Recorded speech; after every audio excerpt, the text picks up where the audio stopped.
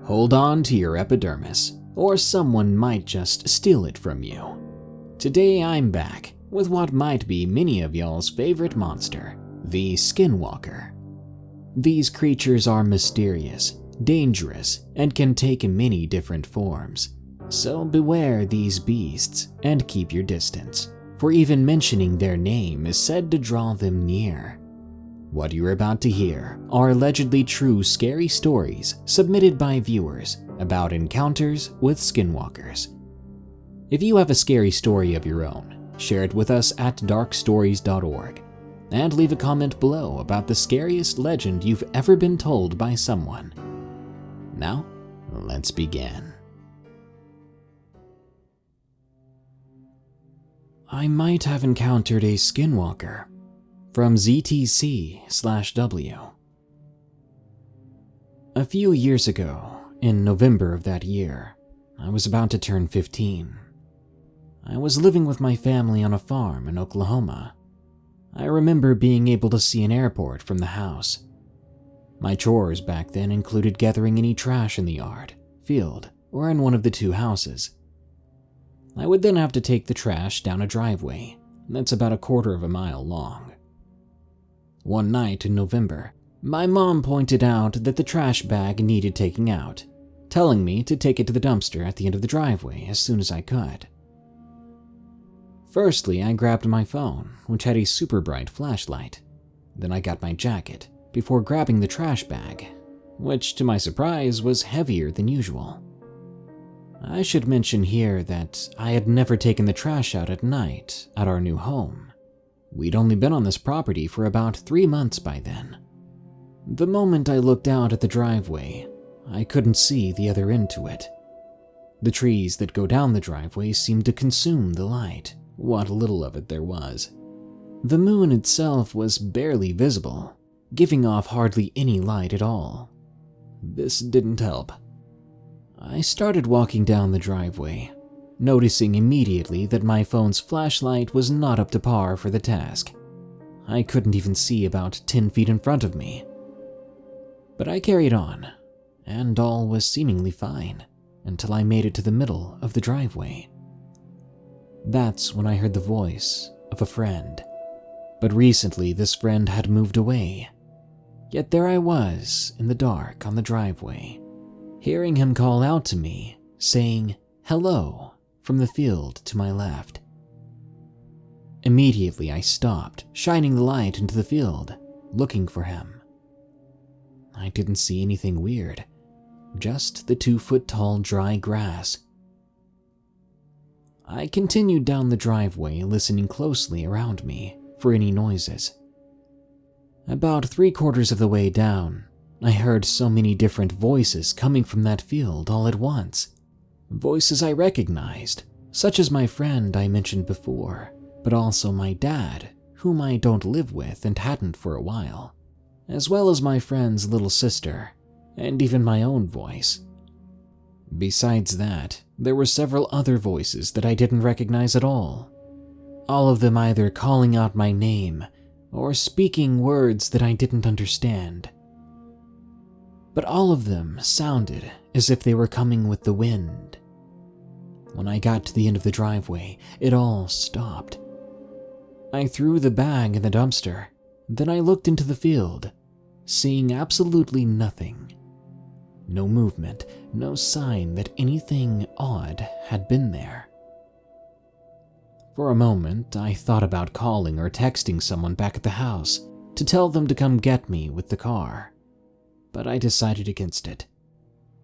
Now that I think about it, I should have turned on the camera of my phone. But at the time, I had just gotten the phone, and I was still getting used to it. And when I was that panicked and terrified, I wasn't really thinking clearly. I decided that I would walk back down the driveway because I thought if it were an animal or something like that, it would chase me if I decided to run. So I started to walk back, listening intently, trying to stay calm. But then the voices started up again as soon as I began walking. I heard them greeting me, some of them saying farewell as well. But that's as much as I was able to understand. They were all speaking at once, drowning each other out. I kind of started to walk faster, to get back up the driveway quickly. But then, there was a new sound. Footsteps in the grass. This whole time I hadn't looked back to the grass, just back to the house, so when I finally peered out into the grass, I saw a tall black shape, as the light didn't shine bright enough to show any features of whatever it was. Whatever I was looking at was tall, 7 to 8 feet tall. I could also see arms that were extremely long, pressed closely against its sides, and the creature was hunched over slightly. I turned around then, and I couldn't keep myself from running now. The air was cold as I ran, colder than it should have been, and it didn't take long to hear a second set of feet hitting the gravel, although clearly sounding like it was just jogging to get to me. This thing was capable of covering a lot more ground than I was. The sound of its footsteps grew closer and louder. I got to the front yard and took off around the house, jumping over the truck frame in the back carport and into the back door. I sat there for a moment, watching the backyard, wondering if it had followed me home. After a couple of minutes, I walked away from the door and to my room. My brothers, who were in our room playing games, didn't hear a thing apparently. I decided to tell them about the voices I'd heard, and I started to tell them about the figure too. One of my brothers interrupted me, saying that I was just making this all up. After that, when I told the story to people, I would only focus on the voices I heard. It seemed like talking about the figure would cause people not to believe me. I believe that night I may have encountered a skinwalker, but I can't be sure.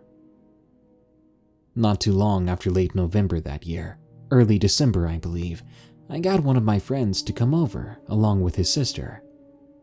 I told them of these voices, never telling them that I heard her voice that night. We decided we would walk down the driveway and to the end of the road to see if anything happened again.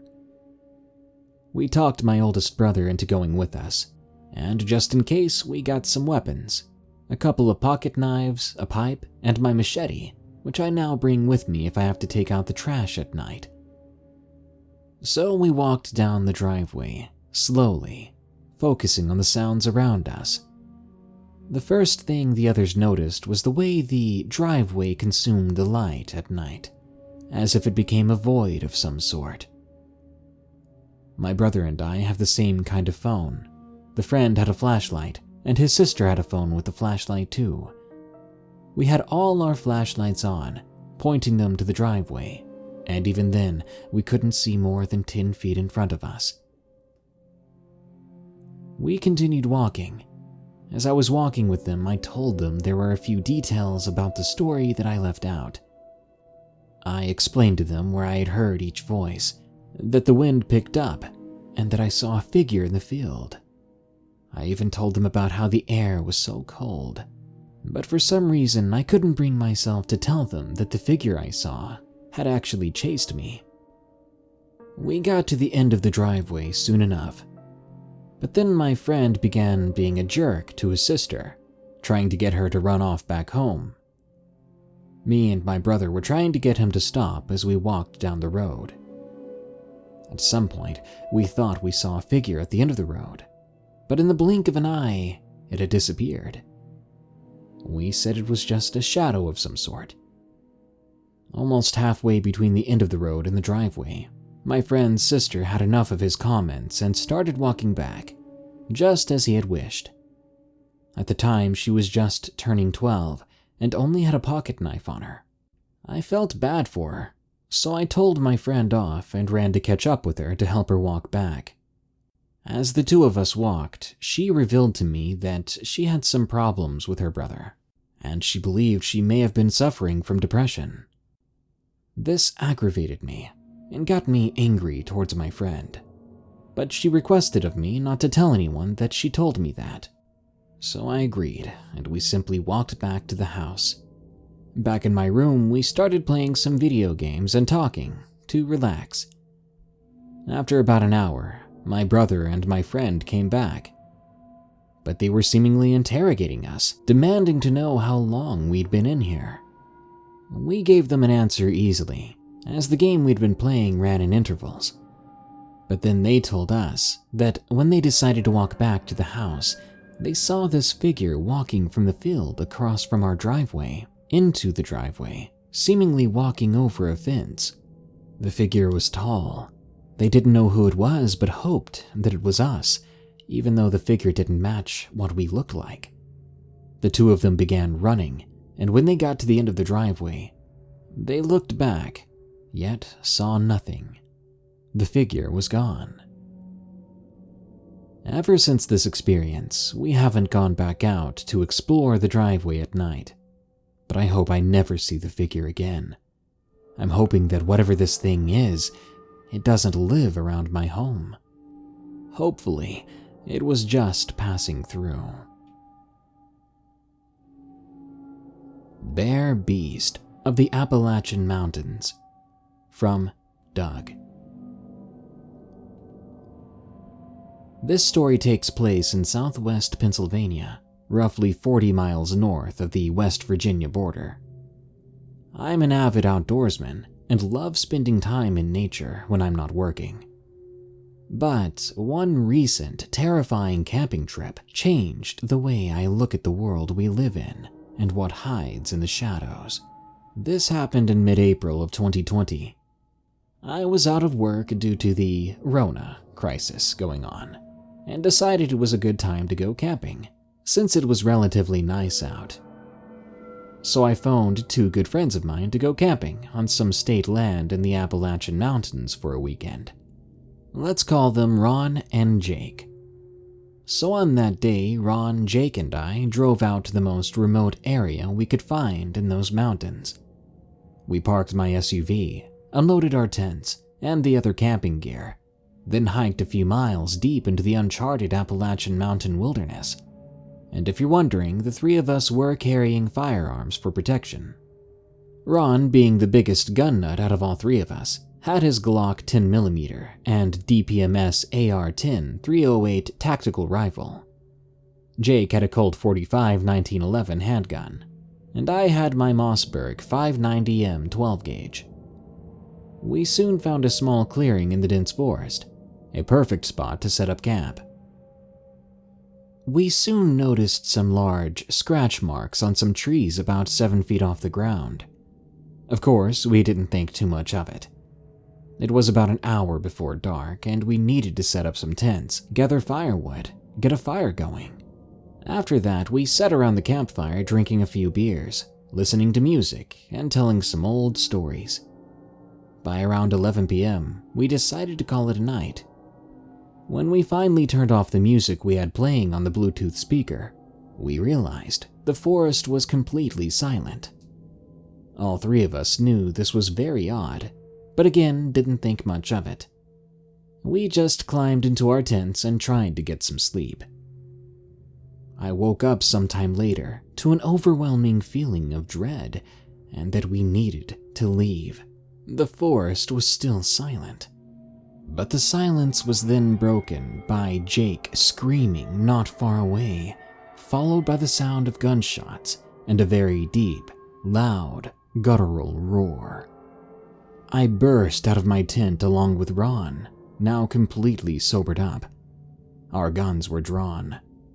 The fire had died down quite a bit, but there was still enough to light up the campsite. Jake came sprinting back into the campsite with his Colt 45 drawn, completely pale white, looking absolutely terrified. He yelled at me and Ron to run, saying that it's coming for us. Ron and I were still trying to comprehend what was happening, but what I saw next will haunt me to the day I die. There, walking up to the edge of the campsite on all fours, illuminated by the dwindling light of the campfire, was a giant hulking beast.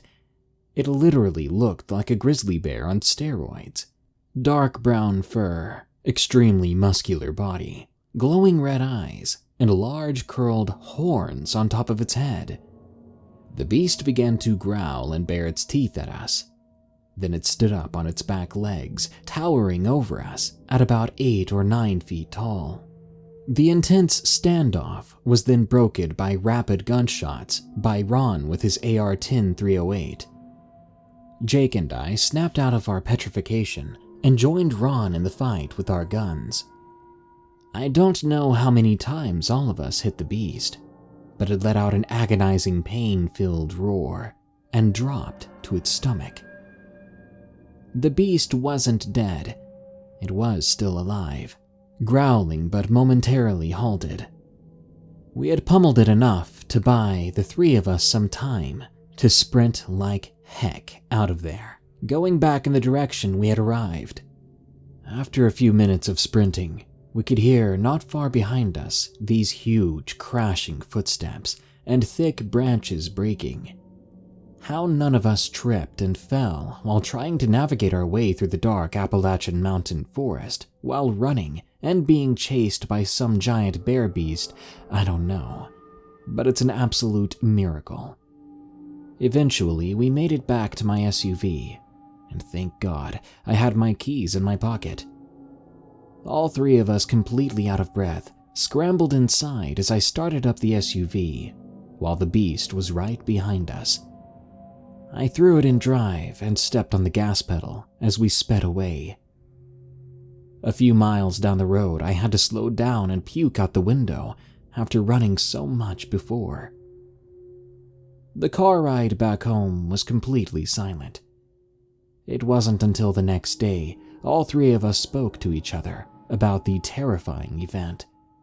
Jake said he woke up later that night with the urge to pee bad.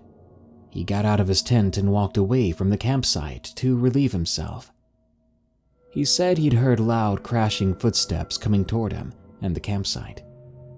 He drew his Colt 45 and soon was face to face with the bear beast. That's when me and Ron heard Jake screaming and firing his gun. And well, you already know the rest. None of us went back to that spot to retrieve our belongings, but I'm sure what we had left behind was torn to shreds anyway by the beast we fought against.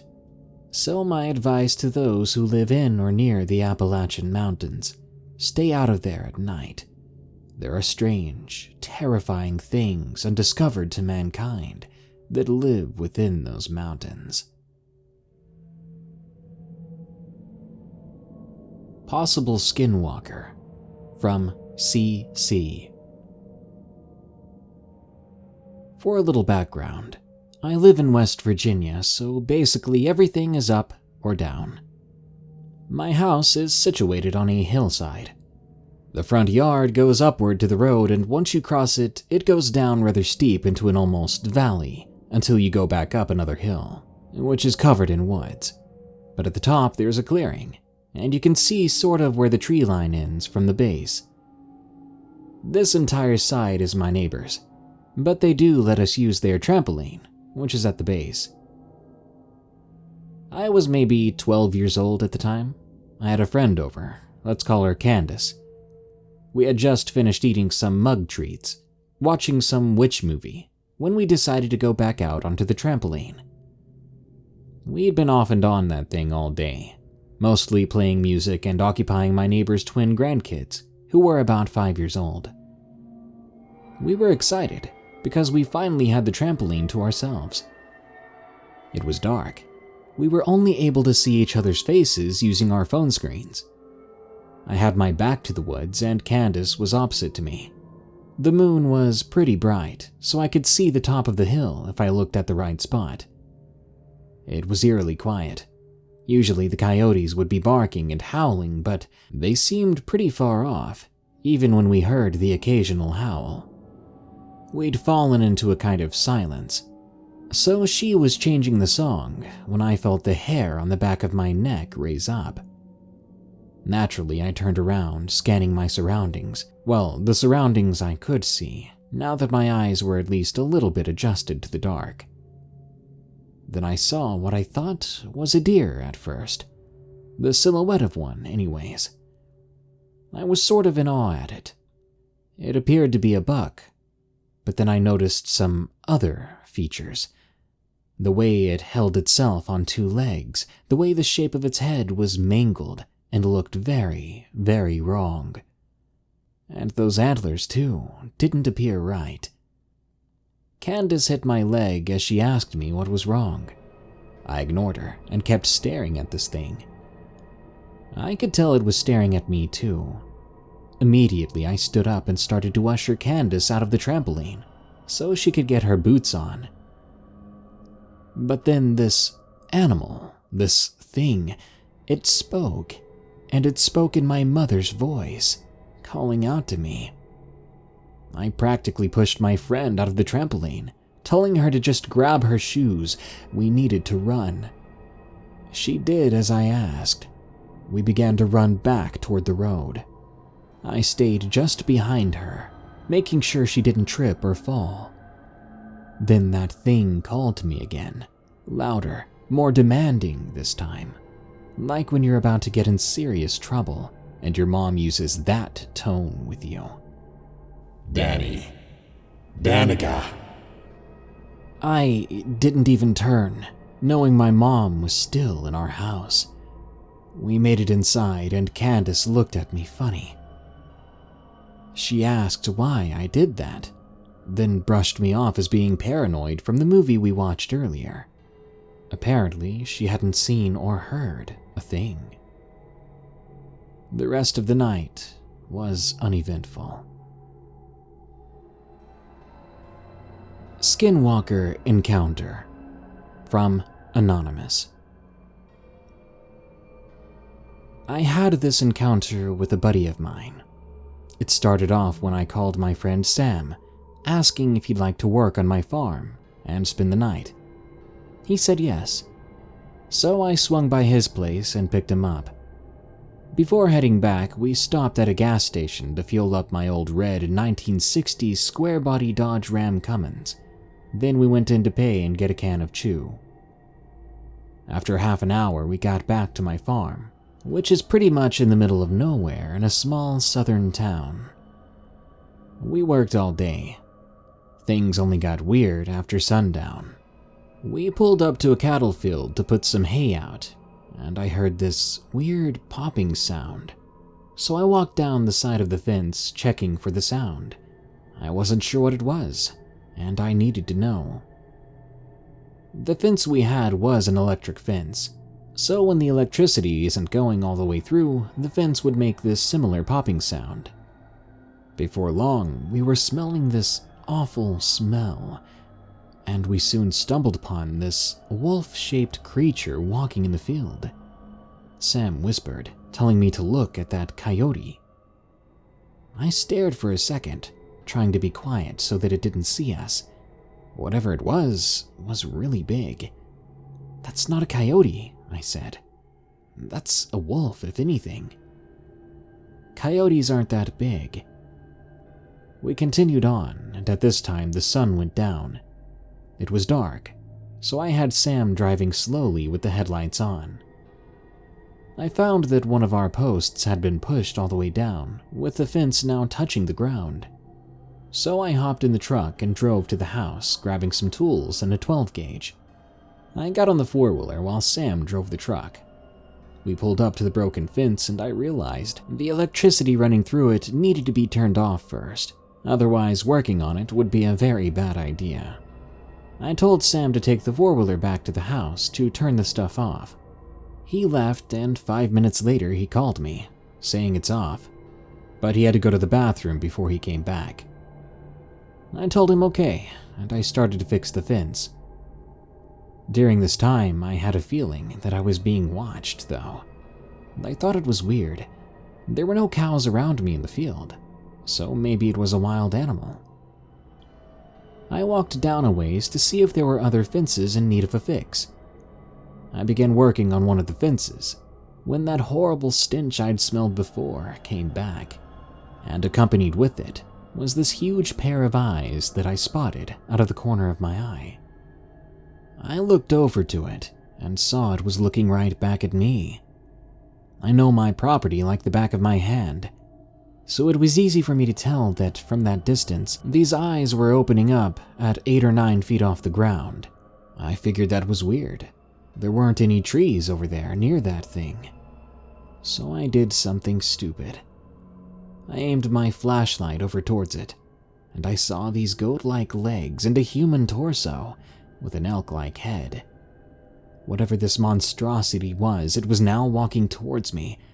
I freaked out, bolting right back toward the truck and grabbing my 12 gauge. I fired at it, but it kept coming towards me. I threw the shotgun in the truck, tearing out of there through the field and back to the house. I slammed on the brakes and ran inside with my gun, slamming the door behind me. My uncle, who was in the US Marines and was a drill instructor, was now demanding to know what the heck was wrong with me. I didn't answer right away. I locked the door and started barricading the door, while I explained to him what I saw. Around then, Sam came out and looked at me, asking if I was joking. I replied, yelling, "The heck I am." My uncle said to make sure all the doors and windows were locked. I wasn't sure if he believed me, but he knew something was up, considering my reaction to it. He grabbed his .44 mag and 2 rifles, handing one to Sam. For the longest time, I knew that my uncle never gets scared, but that night I swear I could hear fear in his voice. So maybe he did believe my story. I knew deep down that that thing had to be dangerous. My uncle then asked me if I had spoken to it.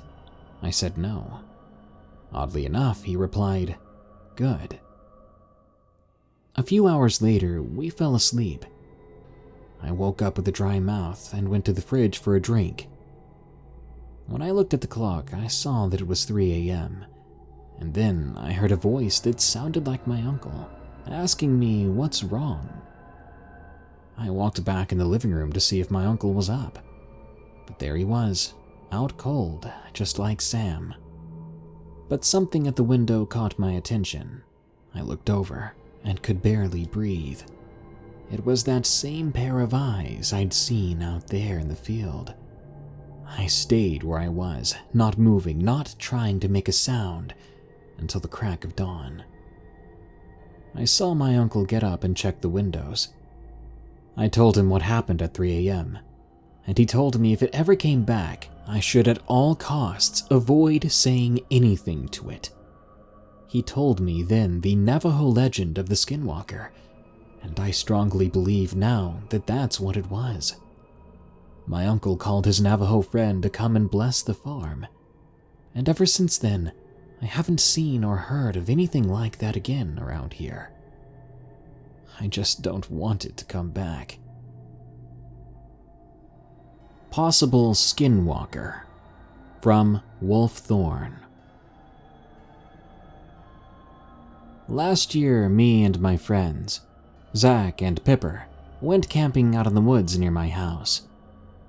We live in a small town in North Carolina. The first day of our adventure went by as usual. We made it to the pond, unpacked the car, got camp set up, and lit a fire.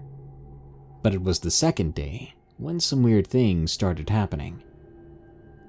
We got up to smoke and went fishing. There's a river half a mile through the woods from the campsite, so we thought we'd go catch something to eat for the day. As we were walking, Zach pointed out some strange footprints. I'm used to hunting these parts, so I'm familiar with how big the deer get. But these tracks we saw, they were huge, and there were large gaps between each print, as if whatever it was had been walking on 2 legs, not 4, and they appeared to be heading back towards our camp. I bent down to get a good look at them. They were almost bigger than my hand. We continued down the trail, talking about the tracks we saw. Soon enough, we finally made it to the river. We sat down on our usual spots, then we started fishing. About an hour into it, we had 5 decent-sized red drums, so we packed up and started heading back. Just as we were leaving, we heard this loud scream that went on for at least 15 seconds. It was so far off I wasn't worried about it though. To put everyone at ease, even myself, I said out loud it was probably a panther. After all, there have been a few sighted in that area. When we made it back to camp, we were still on edge though.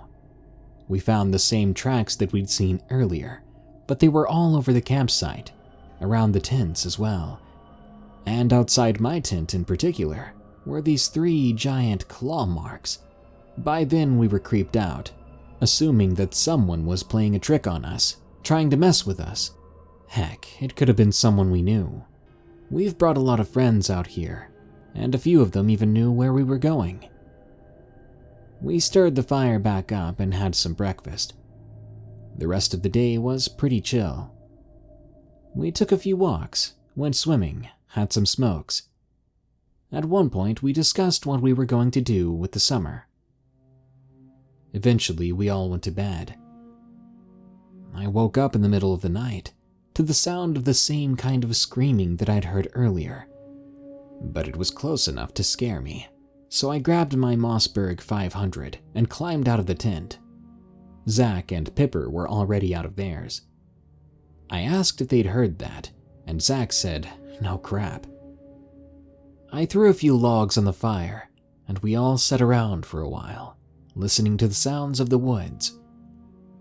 I don't know how long we'd been sitting there when all of a sudden it got dead quiet. All the birds and bugs just shut off all at once. It was then we began to hear heavy footsteps around the campsite. We looked around, but didn't see anything weird. A few moments later, something stepped into the light of the fire, but it was still difficult to see. It got even closer, standing only about 20 feet away. This thing was massive. I'm 6'6", and this thing had at least 3 feet on me. At first, we thought it was a person, but it was too big. It was almost solid white as well. It may have had the body of a man, but where its head should have been, there was a deer's skull. This thing crept closer, and almost instinctively I fired 3 slugs at it. Rather than flinching and running away, it simply stopped and looked over at me. I told Zach to grab the keys out of the tent. The thing then looked over at Pipper. When it did, I shot another round into it, aiming for its stomach, causing its attention to shoot straight back to me. I swear to God I saw it smile, as if it knew that we couldn't hurt it. Zach had already jumped in the car and started it up. I grabbed Pipper's by the hand, and we went over to the car, keeping my gun aimed at this thing if it tried to make another move. When we all got in, Zach hit the pedal, and we went flying. We had to have been doing at least 60 down the old dirt trail when Pipper let out a scream. There was a large thud on the SUV. It jolted to the side. I looked behind us, and this thing was keeping pace with the car. Zach, distracted, looks up, nearly hitting someone else's car as he goes around the corner onto the road. At that point, I looked back, and I saw the thing standing in the head of the trail, raising its hand as if to wave at me as we sped off. Ever since then, we haven't gone back camping. I'm not sure if we ever will. We haven't told anyone about the encounter until now. I figured if I shared it here, someone else may have had a similar encounter in this area. Supply, North Carolina, to be exact. Well, that brings us to the end of this Darkness Prevails episode. But don't you worry, more scary stories are on the way soon. So send us your stories so I can narrate them. Just go to darkstories.org. Be sure to hit that like button, share this episode with someone, and comment below with what you enjoyed or didn't enjoy with today's episode. Until next time, here are the credits to my amazing patrons who continue to donate or have donated in the past. Remember, stay safe out there and stay creepy, because this world is a strange one.